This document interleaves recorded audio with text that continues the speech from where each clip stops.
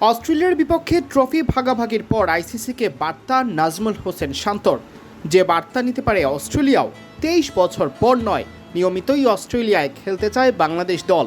এদিকে মেকাই টেস্টের দৃশ্য উপমহাদেশে হলে উইকেট নিয়ে গেল রব পড়ে যেত বাংলাদেশের পাশাপাশি ভারত শ্রীলঙ্কার মতো ভেন্যুর পক্ষে।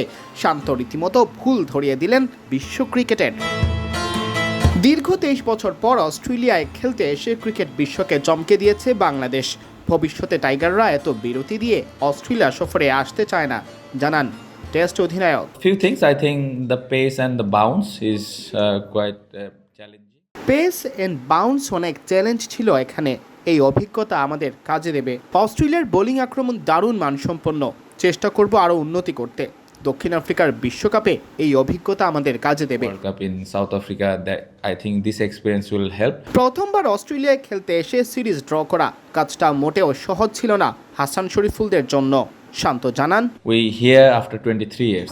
It's not easy to compete this. এখানে আমরা 23 বছর পর এসেছি, এমন কন্ডিশনে এই বোলিং আক্রমণের বিরুদ্ধে এত বছর পর খেলা সহজ নয়। যদি আমরা নিয়মিত আসতে পারতাম তাহলে খেলোয়াড়রা মানিয়ে নিয়ে ভালো ক্রিকেট খেলতে পারত। 90% খেলোয়াড় এখানে আগে খেলেনি, তাই তারা জানে না কিভাবে মানিয়ে নিয়ে এমন বোলিং আক্রমণের বিপক্ষে খেলতে হয়।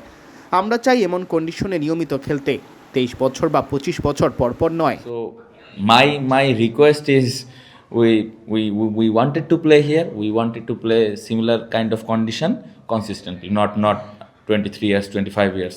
মেকাই টেস্ট শেষ হয়েছে 2 দিনেরও কম সময়। এমনটা উপমহাদেশের কোনো ভেন্যুতে হলে ঠিকই পিচের মান নিয়ে প্রশ্ন উঠে যেত। এই বিষয়টিও মনে করিয়ে দিলেন শান্ত। ধন্যবাদ কোশ্চেনটা করার জন্য। আপনারাও একটু মনে রাখেন, আমরাও মনে রাখলাম।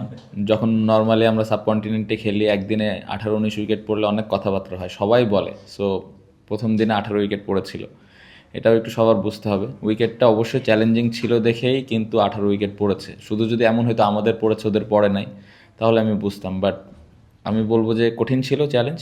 এবং ওরা যেভাবে ব্যাটিং করেছে, আমাদের বোলাররা যেভাবে বোলিং করেছে, আপনি দেখলেই বুঝবেন যে ওরা কত টাফ টাইমের মধ্যে দিয়ে গিয়েছে, যদিও সেকেন্ড ইনিংস ব্যাটিং করেছে। সো এরকম চ্যালেঞ্জ থাকবে, অ্যাজ এ ব্যাটসম্যান আমাদেরকে এটাও অ্যাকসেপ্ট করে নিতে হবে।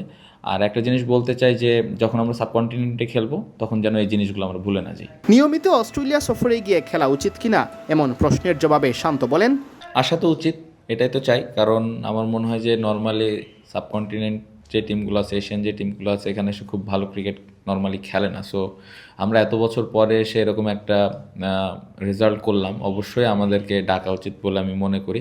এবং ডাকলে যেটা হবে, আমরা নিজেরাও এই কন্ডিশন সম্পর্কে জানতে পারবো, এই চ্যালেঞ্জগুলো নিতে পারবো এবং ভালো ক্রিকেট খেলবো ইনশাল্লাহ, এটা আমি বিশ্বাস করি। সিয়াম চৌধুরী, বিডি ক্রিক টাইম।